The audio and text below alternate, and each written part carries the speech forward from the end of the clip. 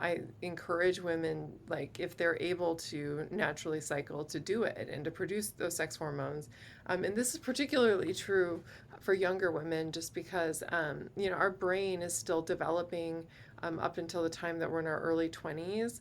And our HPG axis, which is the hypothalamic pituitary gonadal axis, which is just the communication pathway between our brain and our ovaries, is still maturing during this time up until we're in our, until we're about 20. And suppressing that and shutting it all down with hormonal birth control prevents that development from going on.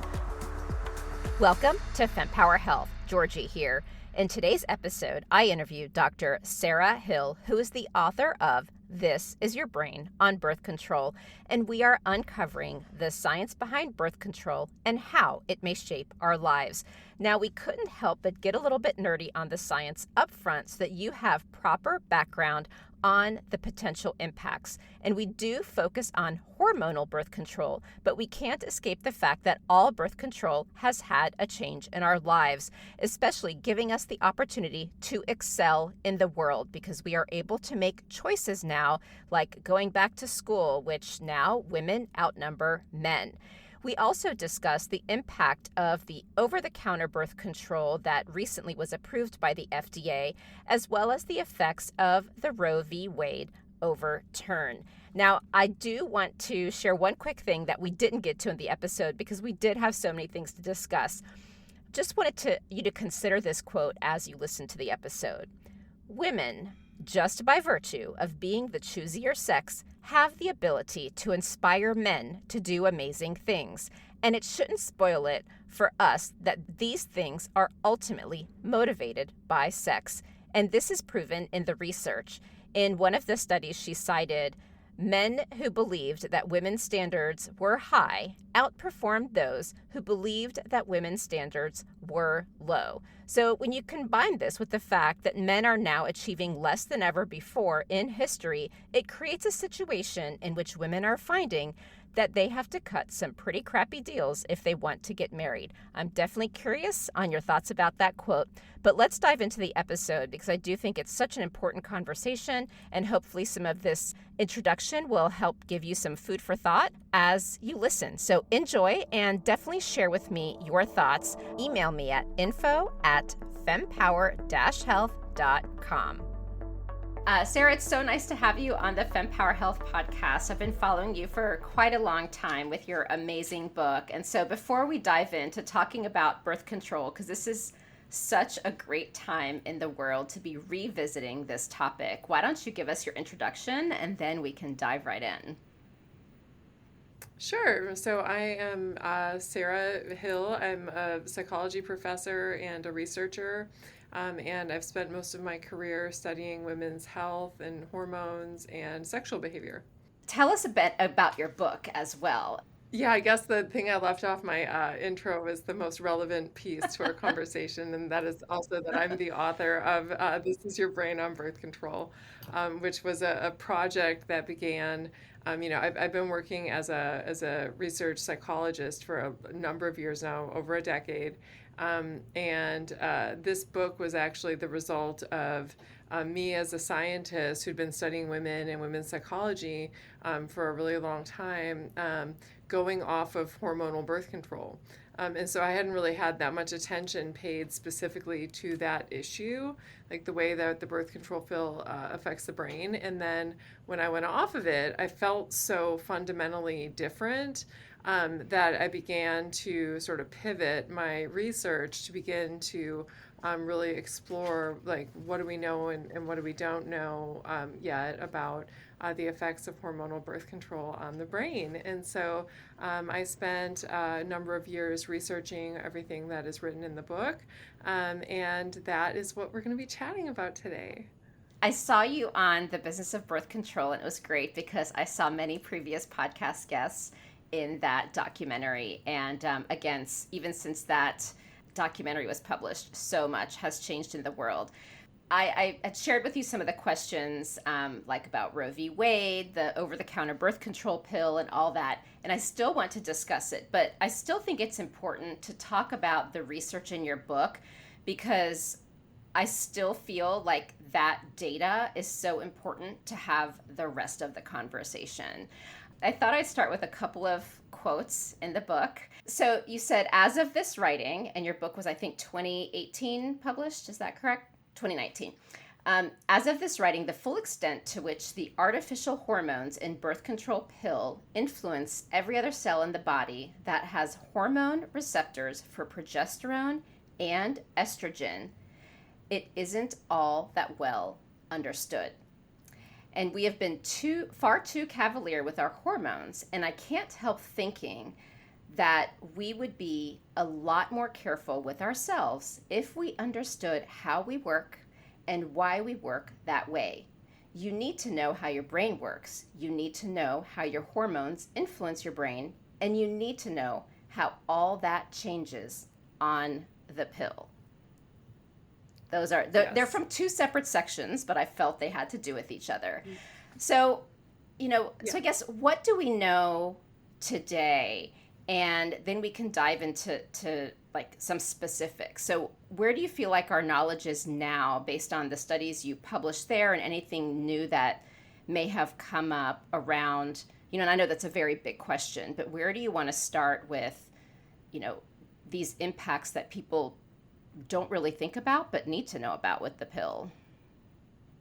Right. Well, I think that the important place to start is just in understanding the role of hormones in our brain. And it's like we tend to, like with the birth control pill or anything, really when we're talking about hormones, we tend to talk about hormones like there's something that are happening to us, right? Like, oh, my hormones, are doing this and my hormones are doing that. And or if we take hormonal birth control, we think about the effects that it has on our ovaries, in terms of pregnancy protection, but we don't really spend any time thinking about the fact that, our hormones, in addition to doing the things that they do in terms of regulating the menstrual cycle, also play a really profound role in shaping our reality.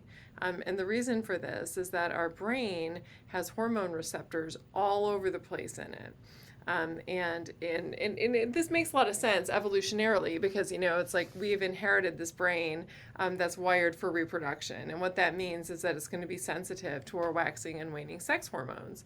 And so we know from, decades of research that hormones affect, the immune system. So when our hormones change, our immune system sort of shifts from one type of inflammatory state to another type of a state. We know that when our hormones change across the cycle, that you get changes in sexual desire and sexual behavior. We know that the stress response changes. We know that our ability to learn and remember things changes. I mean, we just have hormone receptors all over the place in the brain. And our brain has been designed this way intentionally to sort of shift our behavior in functional ways, depending on whether or not conception is possible, which is what's going on in the follicular phase of the cycle, especially during what we call the periovulatory window, which is about 5 days prior to ovulation and then within 24 hours of ovulation. So this is usually days like 9 to 14 in the cycle. And during this time, it's like our brain and our behavior is all coordinated toward activities that promote sex, because sex can lead to conception. And again, we've inherited this brain that has been really good at reproduction. And then during the second phase of the cycle, when progesterone is the dominant sex hormone, that is the time when it's possible that a fertilized egg might be implanting itself into our uterine lining. And so our body is doing a totally different set of activities. And instead of being motivated toward doing, things like going out and attracting men and having sex, we're more motivated toward, sort of hunkering down and increasing our calorie intake and doing other things to prepare for the possibility of pregnancy. Right? And so we have this brain that's super sensitive to fluctuating sex hormones, and again, in ways that make absolute sense evolutionarily. But what that means is that when you change that profile of sex hormones by taking a hormonal contraceptive pill, in addition to causing all of the changes that we cause, to prevent ovulation so that way you don't conceive, you're also affecting all those hormone receptors in your brain that have been designed to be really sensitive to sex hormones. And what this means is that when we take hormonal birth control, we're changing women's brains. And that means that we're changing the way that women think and feel and experience the world. And it's just been within the last 15 years or so that researchers have really begun to ask that question specifically. And that is who do women become when they go on hormonal birth control? How does it change the way that we experience the world relative to what we see in naturally cycling women? And so I spent the book really kind of going over some of those things. I love in the book that this is not birth control is the worst thing ever, and I'm going to write this book and I'm going to scare everyone. It is an incredibly balanced book. You're just presenting the research. You certainly share some of the horror stories that have happened, but it's not like a scare tactic. It's just this happened to this person. And you even show that that same exact prescription had a different effect on a different person. And I think in the back, I know in the back, you have a table of all the different types of birth controls and the makeup of each of those. And so I really, do appreciate that. And the data is incredibly helpful. But before we dive into the research, I do want to just do a high level of types of birth control because, there's hormonal, non-hormonal. We now have the over-the-counter. You have Phexxi, which is the on-demand birth control, which some argue may impact the vaginal microbiome, even though it's working in that way. So nothing is perfect, but I just want to clarify from all those different buckets how people should view this conversation. Is it solely hormonal birth control? And do we want to specify when some of the topics apply to the others? So I'd love to kind of clarify that. Right, really, great question. And generally, when I'm talking about, and a lot of times I'll just as shorthand use Right. the pill, but I'm talking specifically about hormonal birth control. And I do mean all forms of hormonal birth control. And so this means I could be talking about hormonal birth control pills. I could be talking about the hormonal birth control shot. I could be talking about the vaginal ring, the subdermal implant, and even the hormonal IUD, although the research with that is super messy for reasons that we can talk about if you want to, but it gets a tiny bit into the weeds.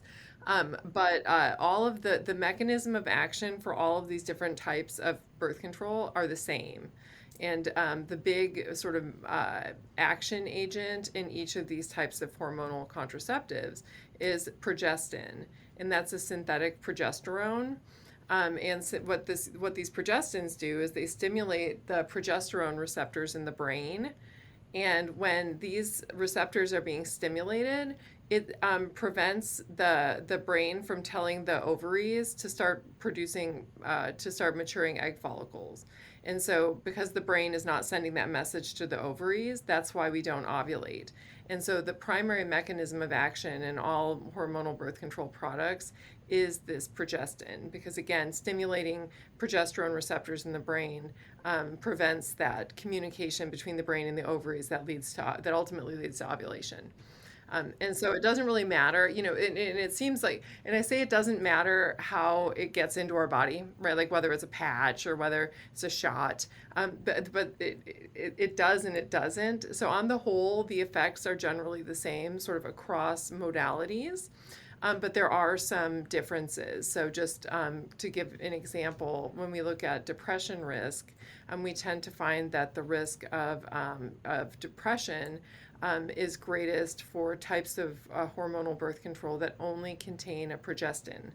And so for a combination hormonal birth control pill, for example, that contains both a progestin and synthetic estrogen, those have a lower risk of depression relative to the progestin-only products.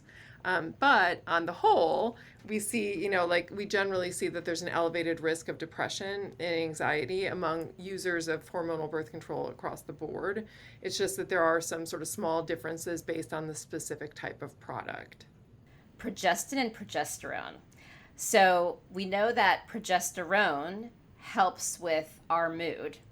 Yet in this case, we're saying the progestin can have impacts on depression and anxiety. And I know Dr. Jerry Lynn Pryor and Dr. Lara Bryden specifically have lots of conversations with me about this. And I think Dr. Pryor actually corrected someone in a paper that was published who called it progesterone, and it was not.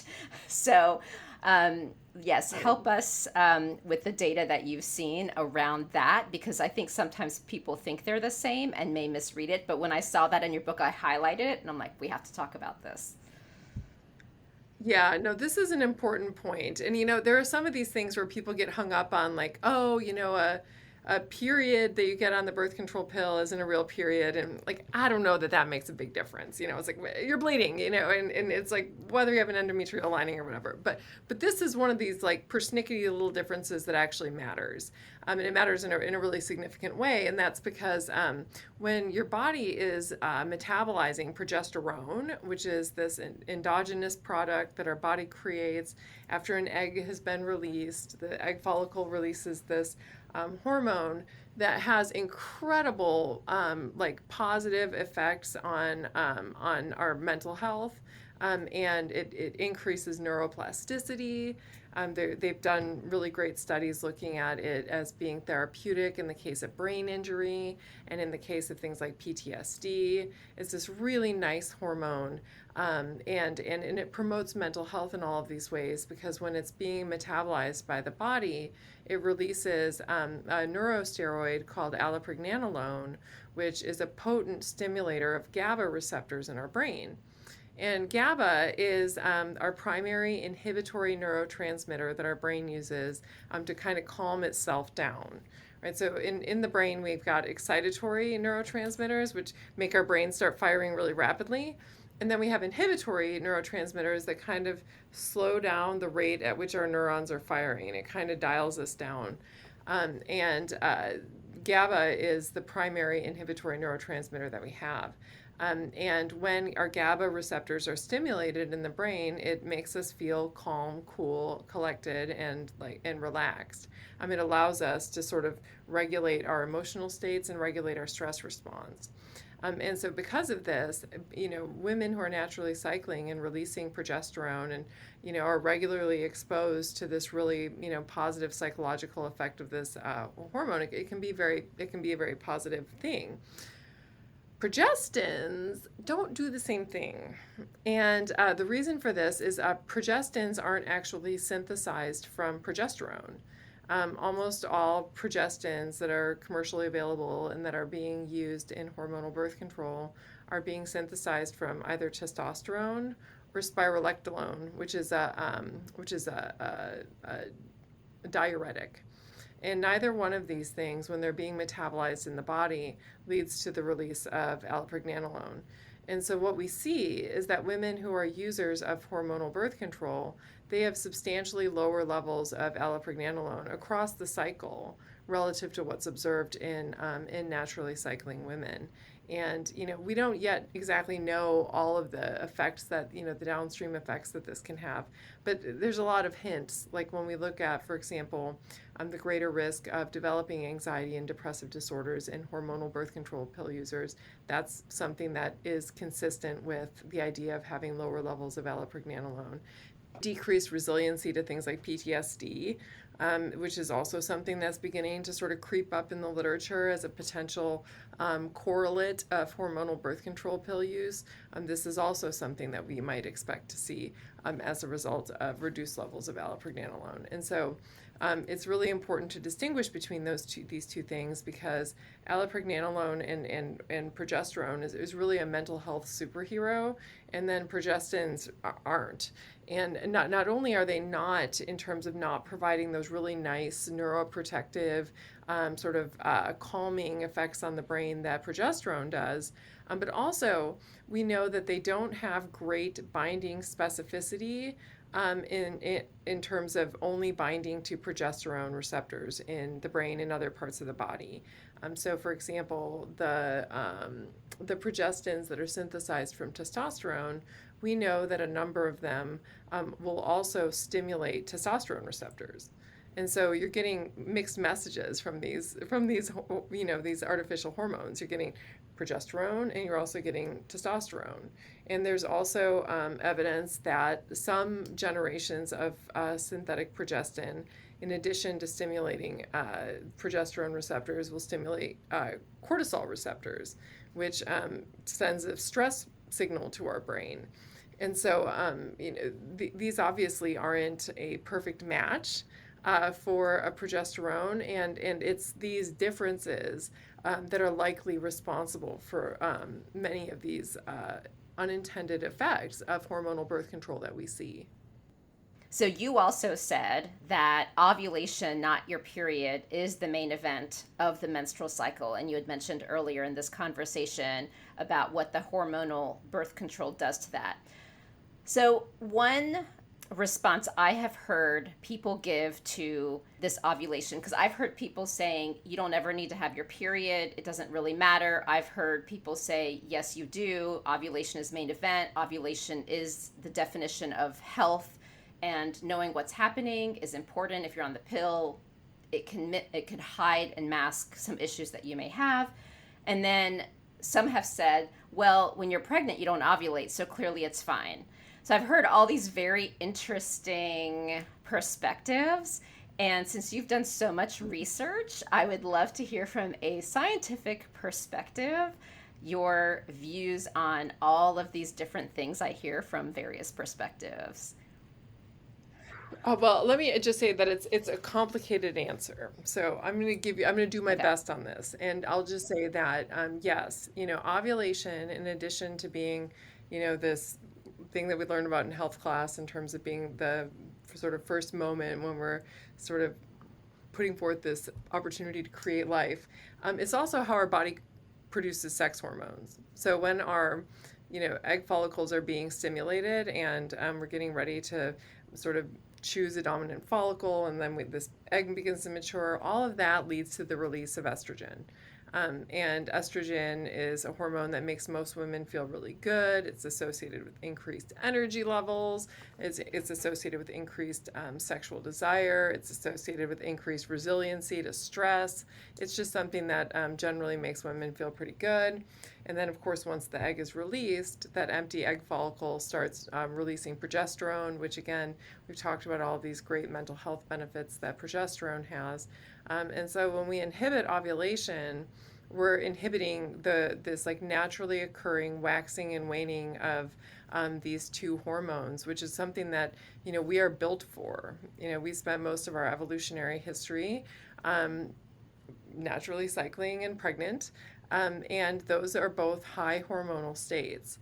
So the ovulatory event itself is a high hormone event where you get this like big peak in estrogen that occurs right before ovulation, and then you get a second peak in estrogen and this big surge in progesterone in the second half of the cycle, right? And that's something that is sort of a natural part of our history as a species. And so too is pregnancy, because when throughout most of our evolutionary history we didn't have reliable birth control, and women also spent a lot of time pregnant. And being pregnant means that you're not ovulating, but it's a high hormone event. So like your levels of sex hormones, both estrogen and progesterone, are substantially higher when you're pregnant relative to when you're not pregnant.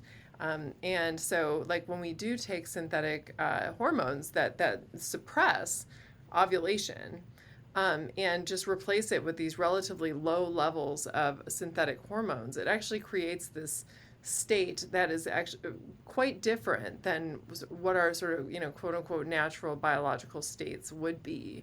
And one thing I oftentimes have women ask me about is like whether the super low dose hormonal birth control pill is going to be better and more natural because it has really low levels of these synthetic hormones.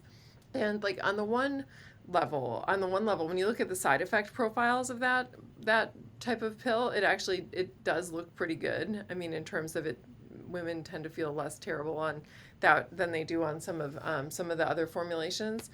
But that state is actually not, I mean, that's not a normal hormonal state for Right. women, to have really low levels of sex hormone. We are very hormonal creatures. We release high levels of sex hormones across the cycle when we're naturally cycling. We release high levels of hormones when we're pregnant and lactating. And that's sort of what we're optimized for. And so when you take away all of those hormones, it can make women feel pretty funky and not quite like themselves. And it's because that's not quite, what we were or what we're used to biologically. So it sounds like it's still better to ovulate and have this norm because that, but we don't necessarily have like scientific data to say that this is literally the worst thing ever because of all of these aspects. We more have data that seems to indicate this is not optimal. Is that a fair? Yeah, and and I'll say, because I do think it's really important to not scare Exactly. women, Exactly. there's nothing, going for most women, going on hormonal birth control is something that's completely Mm-hmm. safe, right? And they don't need to, worry about some terrible health outcome. But that being said, it is not, a normal hormonal state for women Okay. to be in, to have their sex hormones suppressed. And so, yes, I think that a better way for most women, and I'm going to say most women because some women really feel so much better on the pill and they're so miserable when they're cycling that I think it's a godsend for them. In addition to women who just need pregnancy protection and have no better choices. Um, but for women, all else being equal, yeah, like we are wired for ovulation and for the waxing and waning of these sex hormones, and so I encourage women, like if they're able to naturally cycle, to do it and to produce those sex hormones. And this is particularly true for younger women, just because our brain is still developing up until the time that we're in our early 20s. And our HPG axis, which is the hypothalamic pituitary gonadal axis, which is just the communication pathway between our brain and our ovaries, is still maturing during this time up until we're in our, until we're about 20. And not in suppressing that and shutting it all down with hormonal birth control prevents that development from going on. And nobody's really studying like what the long-term effects of that are, but I can't imagine that there aren't Right. I any. would agree. And we also don't know what, whether taking hormonal birth control before your brain is done developing, whether that affects brain development. But there's some evidence that seems to suggest that it might be linked with an increased risk of developing major depressive disorder across the lifetime, even after you discontinue it. And so especially for young women, like if you're 19 or younger and can avoid being on hormonal birth control, then I say absolutely yes. Like that's a clear choice. It's when women, get older and their brains are done developing that then I say, well, I still think that this is the best option, but if you do go on hormonal birth control, if you go off of it, everything's going to return back to normal within a couple of months. Great clarification. So, on to the fun with the studies. So, I asked you, tell me which ones are your favorite. Yeah, so in terms of like what the pill does and like some of the things that really surprised me, by far the first one that just like absolutely struck me was the research that finds that being on hormonal birth control might impact who we're attracted to, because I mean, it's like what? It's like the idea of like on a warning label on your birth, like may cause dizziness and insomnia and influence partner choice. But like when you get into the literature, I mean, it makes absolute sense. Because there's been research now for it's almost going on 3 decades now, just linking women's levels of estrogen across the cycle and then their preference for sort of sexy qualities in men. So things like having a masculine face and like a deep male voice and being socially dominant. And so research finds that when women are at points in the cycle when estrogen is high, that they really kind of gravitate toward these sexy types of qualities. And then when they're in the luteal phase of the cycle, after ovulation has occurred and conception is no longer possible, then women are like more drawn toward like the good dad kinds of qualities, right? And again, when we think about what these hormones are signaling, like conception, women are like sexy, good genes. But then when they're in this other phase of the cycle, it's more like, oh, is he going to be a good dad? Like, is he going to provide? So, research has been showing this now for years that women have these changing sort of, and it's not like these vast changes, just sort of nudges us a little bit one way or the other based on our hormonal states. And it was only very recently that researchers then asked the question, well, what happens when you're on the pill? And all of that's shut down, and you never are in a state when estrogen is the dominant hormone, and you're constantly being kept in this state of hormonal deja vu where you have synthetic progesterone or a progestin as the dominant hormone and then levels of estrogen being low. And so they ask, do women on the pill or on hormonal birth control, do they exhibit less of a preference for sexiness in their partners, and do they more gravitate toward qualities that are associated with provisioning and being a good dad? And that's exactly what they found. And it's they've found it in different studies now. We just did a study that we're gonna have out for review pretty soon, where we looked at whether women chose their partners when they were on birth control or off birth control, and then like once they're off birth control, then looking at the frequency of sexual behavior within these relationships. And we find that women who chose their partners when they were on the pill have sex with their partners less than women who chose them when they were off the pill. Another one that I found like really, really provocative was the research on the stress response, just because it was like, it shocked me into sort of reality of how big of a difference it is when you change women's sex hormones in this way. And so, what this research finds is women who are using hormonal birth control, rather than having a cortisol response to stress like the rest of us do when we're feeling stressed out, that they have a blunted cortisol response to stress, meaning that their bodies aren't releasing the stress hormone cortisol. Which, on the one hand, at first when you hear that, it's like, well, sweet, like that's great. I get out of jail free card, and you don't have to go through all the messiness of feeling stressed, but that's not actually how it works.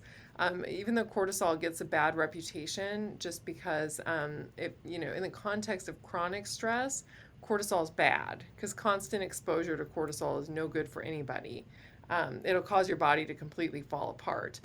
Because essentially what cortisol does is it redistributes all of the body's energy away from all of the regular things that bodies do, like generate new cells and, you know, fuel the immune response in case we come into contact with pathogens, and learn and remember things. And it takes all of that energy and redirects it toward dealing with a stressor. Right. And so if you have chronic exposure to cortisol, your body falls apart because that's the only thing that you're doing is your body's all guns blazing toward the stressor. But cortisol is actually very positive in a short-term context. So like most people who don't experience chronic stress, who just, live normal lives and then have big stressful things that happen, the release of cortisol is actually very positive, and it's how our body helps to resolve stress. It's how we cope with stress. It helps us learn and remember things that are associated with, whatever the stressful event is. It helps direct our attention toward the source of the stressor. It dumps fat and sugar into our bloodstream so we can make a quick getaway if we need to. And so cortisol, isn't really a bad guy. In the context of short-term stress, it's actually a good guy. It's how we deal with stress. And generally, when people get stressed out, they release this hormone because it's really adaptive to do that. And the only people that we see who have this blunted cortisol response to stress tend to be people who have experienced chronic stress, like people who've had trauma or people who've been in a warfare context and have PTSD.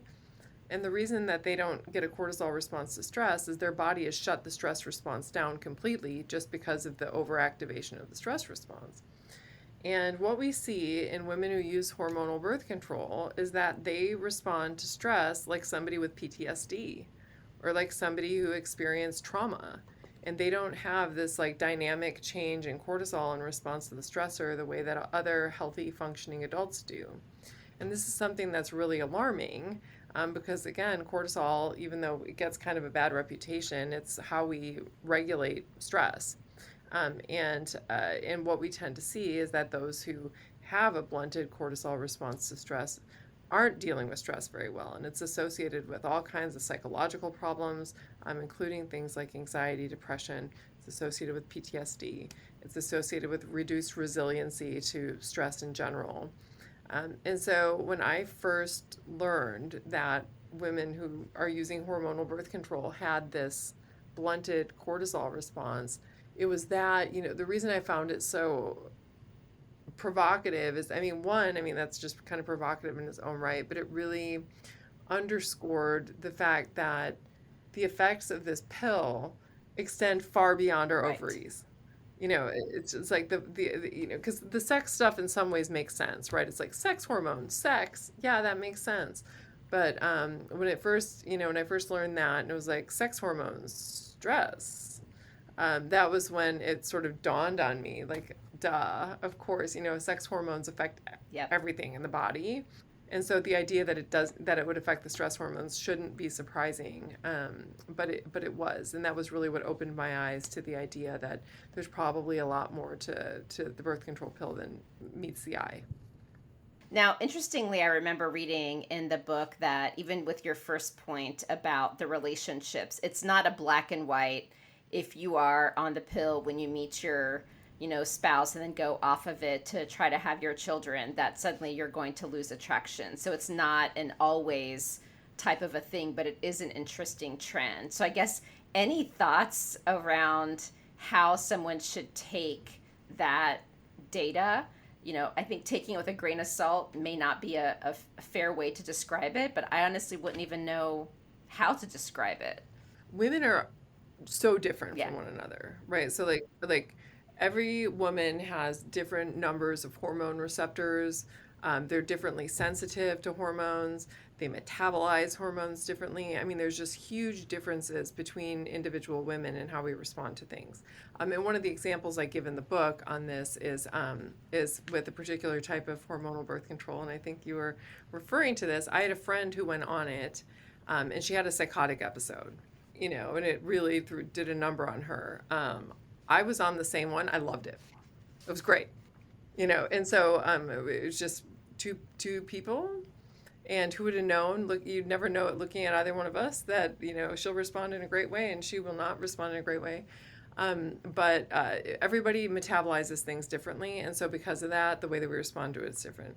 And then you take that, and then you add to it the fact that there's like almost 100 different formulations of hormonal birth control that are out there, meaning that there's like 100 different hormonal messages that you get from an individual prescription, and you get all this heterogeneity, right? And so we don't know like who's going to respond what way to what hormonal birth control.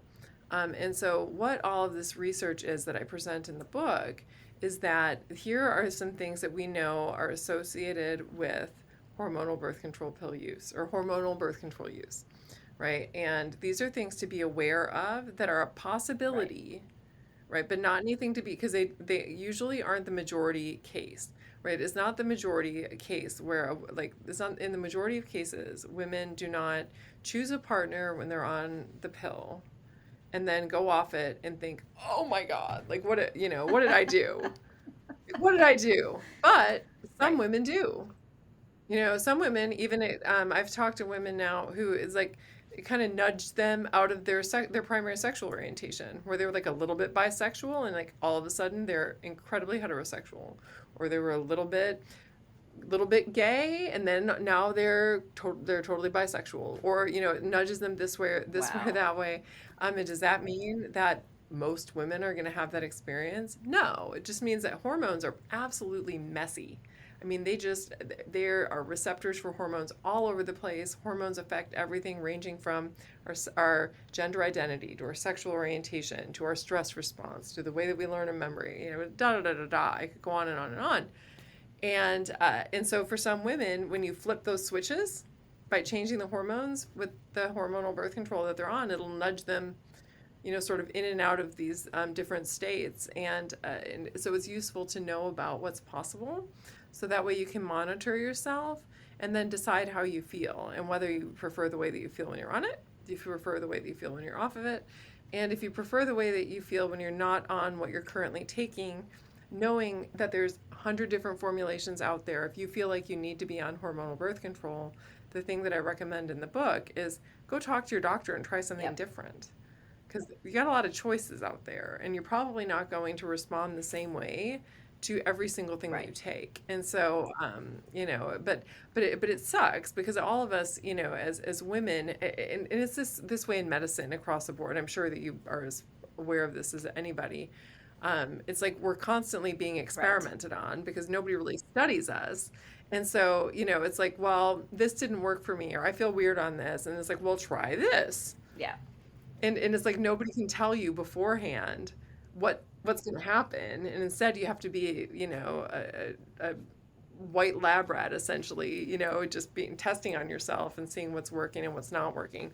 And so I wrote this book to just let women know, like, here's what we know are some things that can happen. This is what science tells us.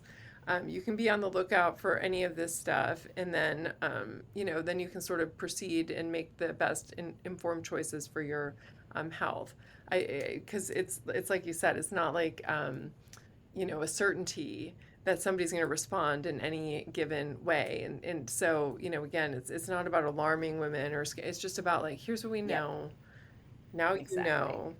look after yourself, and and then make whatever decision is right for you, because I don't know what's right for Right. you, but you know what's right. Exactly. And I like the other tip that you have, which is when you start a new pill to let someone know, someone that's close to you. Because I agree, like when, I remember when I was on fertility treatments, I think people were like, oh my God, you're so stressed and you're this and that. And I was like, no, I'm not. No, I'm not. And so I agree, like when you're in it, you don't notice it, but everyone around you does. So I think that's a really great tip.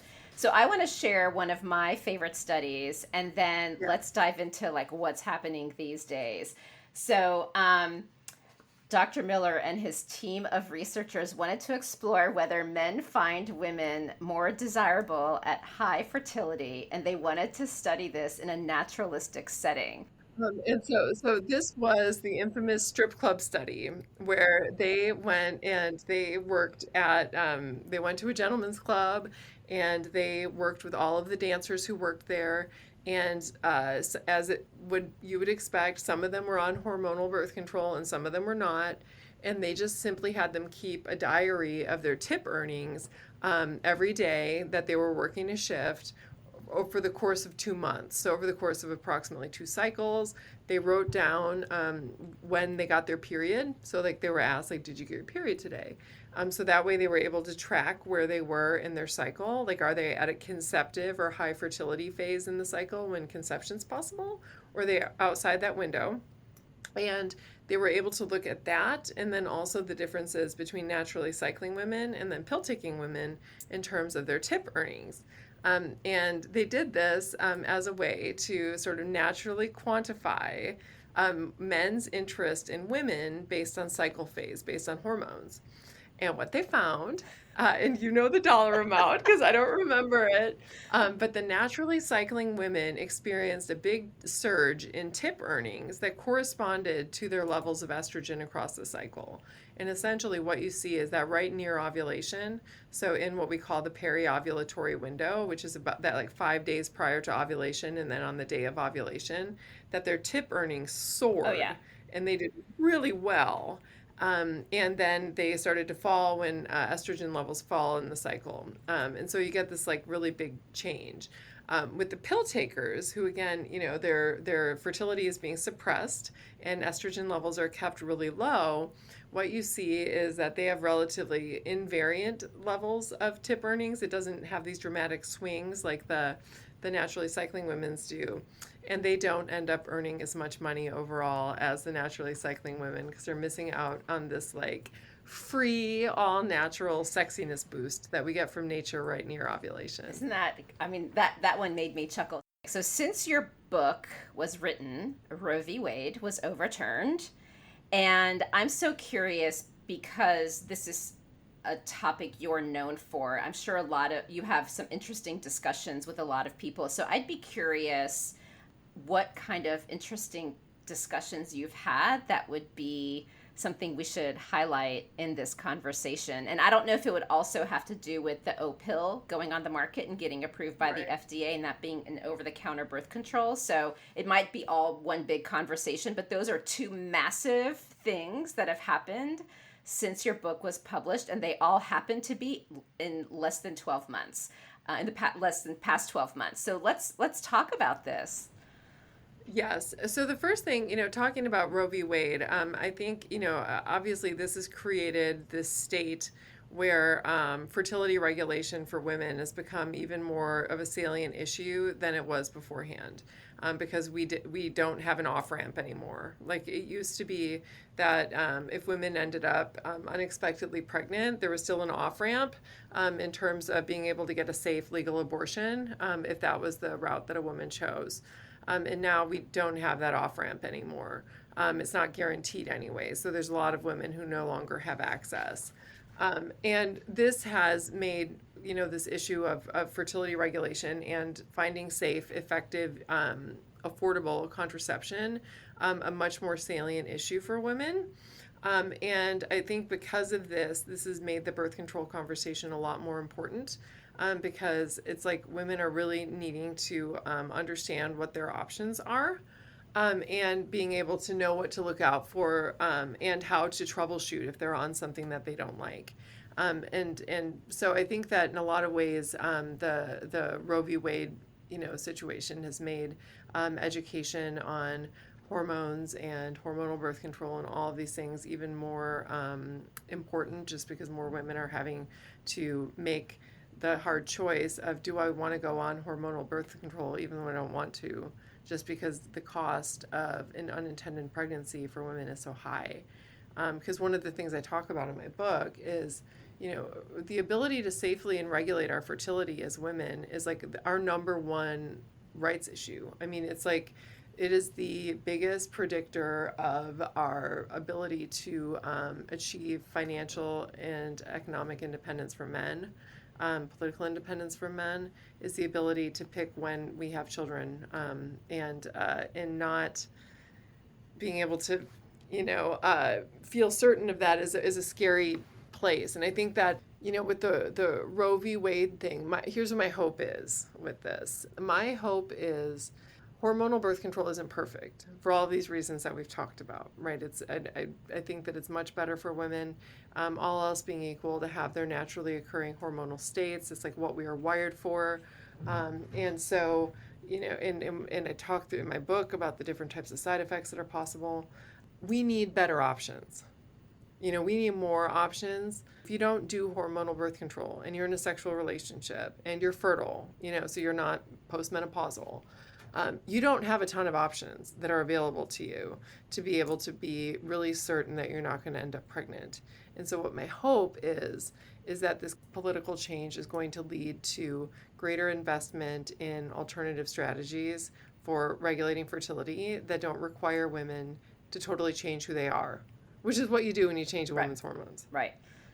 So that's my hope there, because it's like, I talk to people about, what are the range of effects that are possible from hormonal birth control? And then we talk about, well, what are the alternatives? It's like, okay, well, you have the copper IUD, which is great. You've got, because that doesn't have hormones, but it is painful. Yes. And it makes women's periods more painful. Yes. So it's not ideal.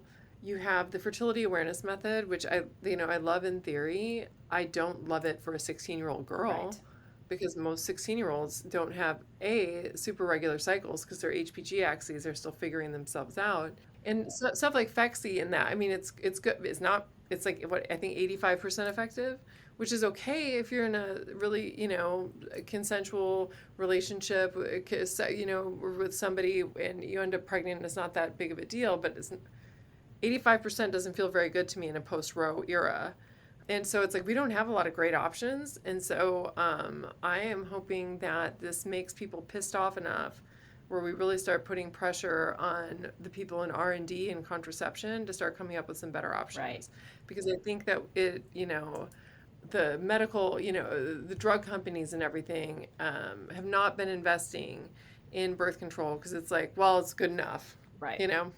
And it's crazy because I can't remember, is it 35 billion or 65 billion dollar industry? And just imagine the innovation, especially with this post Roe v. Wade era. Do you think, or have you seen that because Roe v. Wade has created such media attention and so many more are talking about it, do you think that an interesting thing that will happen is more women will want to go on birth control, i.e., the ones that may be in communities where they tend to be more in the I need men to support me type of community, right? Because they have no other way out of their challenging life.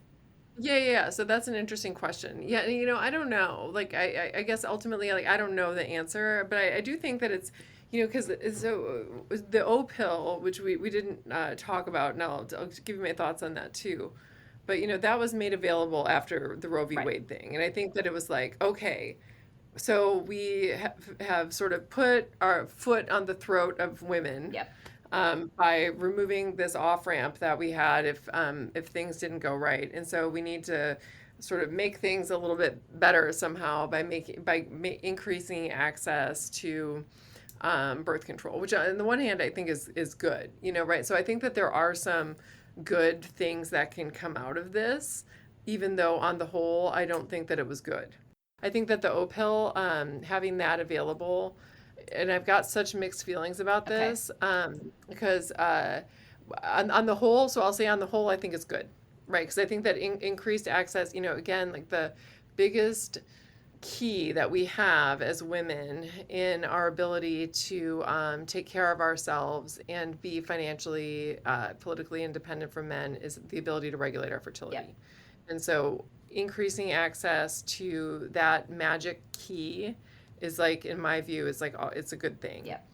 But I will say that it scares me a little bit when we couple it with the fact that we have no sex education. Like, women are taught nothing about their brains and the way that their brains work and the way, that hormonal birth control can potentially affect them psychologically and physically. And it scares me to think about teenage girls whose brains are not done developing yet, and whose risk, for example, of death by suicide goes up 600% when they're using hormonal birth control during adolescence. And the biggest offenders when it comes to mental health problems with hormonal birth control are progestin-only contraceptives, like the ones that are made available now. And the idea of young girls who are asymmetrically shoulder the heightened risk of depression, anxiety, and even suicidal behavior from using hormonal birth control, that they're using it and nobody knows about it, really terrifies me. And I hate it. And I hate it not, and I don't think that the answer is let's not make it available, because I don't think that's the answer. I'm thrilled that it's available. The answer is that we need to really be educating people about this, because if a girl knows here's a potential side effect of this, and she can talk to her best friend or her partner or whoever, if she doesn't want to talk to her parents, and say, can you look after me and just let me know? Because it was like you said, when we're going through a depression or anxiety, it's like our brain doesn't say, oh, I'm experiencing depression or anxiety. We just feel like, oh my God, my life is so bad. Like, things are so terrible. And it's like we don't have because we're experiencing it as real. Right. It feels like us. And so I think it's so important to have people looking after us, especially these teen girls who are the ones who are most at risk of developing these kinds of side effects. And so that I worry about that. I do. I worry about that. And so I'm hoping that with, this sort of availability of this, that this also, that there's, we start putting pressure on, I don't know who, I don't even know who to put pressure on about educating the public about this, and making sure that everybody knows what they should be looking out for. So that way we can care for those that we love. Right. The research continues, and I really appreciate the fair and balanced perspective, because Again, I've had guests with so many varying viewpoints, and I was really wanting to connect with you to have that data-driven perspective. Not that my other guests weren't, but I definitely saw some strong opinions with certain discussions, and so I really, really appreciate this additional data point for people to consider. Anything else that we should take away from this fabulous conversation?